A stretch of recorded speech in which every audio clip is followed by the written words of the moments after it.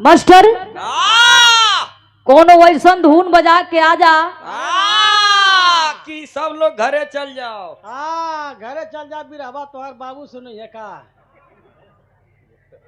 बारे कक्का तू मेन जगह पर काम कर दे हुआ। ऐसा धुन बजा के आ जा के जितना भैया बाबू लोग बैठल हुआ सबकर मूड मिजाज हरियर हो जाए। आ जितना हमारे यूट्यूबर भैया लोग बैठल हुआ सबके पर्ता भेटा जाए। आ साथे साथे हमारे प्रमोद जी का भी मूड मिजाज एकदम खुश हो जाओ हरियर हो जाओ। आवा मास्टर तनी लय बना के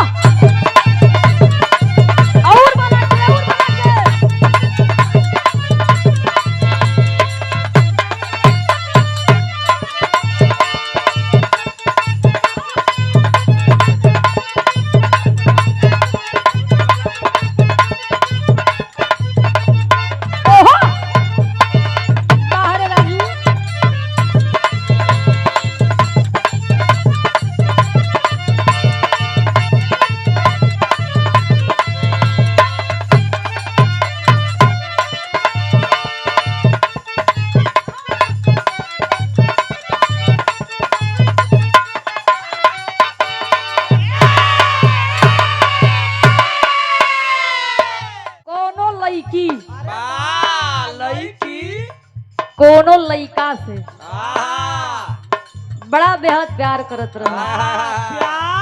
प्यार हो बड़ो प्यार ना जानता तो देखा जाने का कोशिश भी मत करिया। काहे से कि प्यार ऐसा चीज है कि अगर एके जे जान जाला ओके सल्फास का जरूरत ना ही पड़ला। उ सीधा टाइल्स के अंदर दफना जाला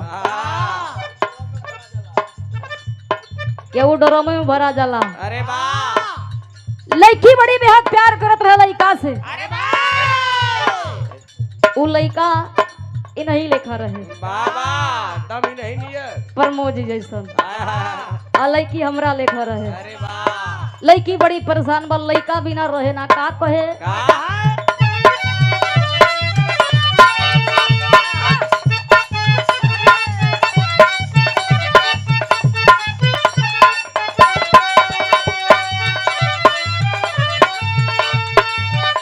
ए सपना में तू आवेला दर्द दिल के बढ़ावेला।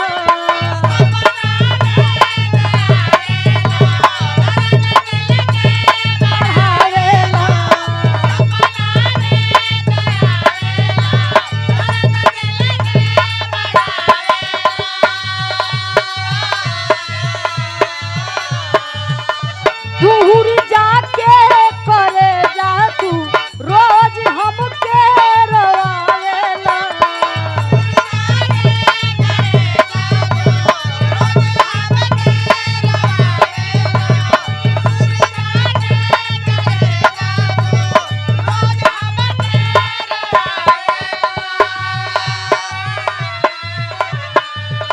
ए सपना में तू आवेला दर्द दिल के बढ़ावेला। दूर जाके करे जा तू रोज हमके रवावेला। तमिले नाचया नवा कवना बैद लागे जाई हो बैद लागे जाई हो। तमिले नाचया नवा कवना बैद लागे जाई हो बैद लागे जाई हो। ऐसन रोगव धरा दिहलो ऐसन रोगव धरा दिहलो खोजल को मिले ना दवाई हो।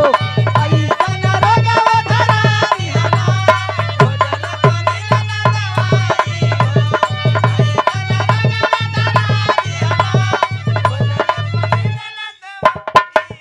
और ये फिर से पुरस्कार हमारे बड़े भैया जी संतोष यादव क्षीर सागर मिष्ठान भंडार धानापुर की धरती से ये तीसरी चौथा बार पुरस्कार हमारे संतोष जोड़े भैया जी की तरफ से धानापुर सिहावर की धरती से ये सादर 101 रुपया देकर सम्मानित किया। बहुत बहुत दिल से धन्यवाद बा। तो ऐसन रोगा धरा दिहलो, ऐसन रोगा धरा दिहलो, खोजलो कमिले ना दवाई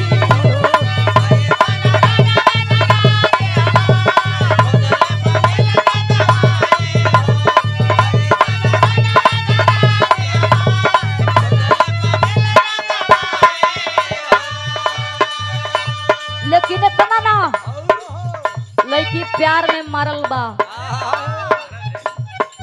बड़ी परेशान बा। एगो और बात कहे, कतल विश्वास के कोइला जान दोसरा के भइला।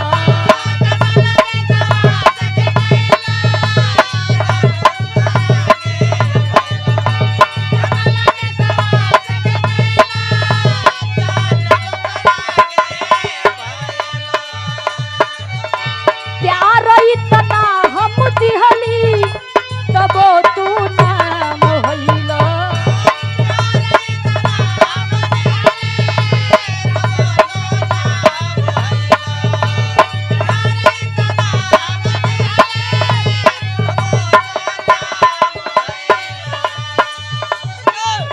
तदई के जहरिया हमके देता मुआई हो, देता मुआई हो। तदई के जहरिया हमके देता मुआई हो, देता मुआई हो। ऐसन रोगवा धरा दिहलो, ऐसन रोगवा धरा दिहलो, खोजलो कमिले ना दवाई हो।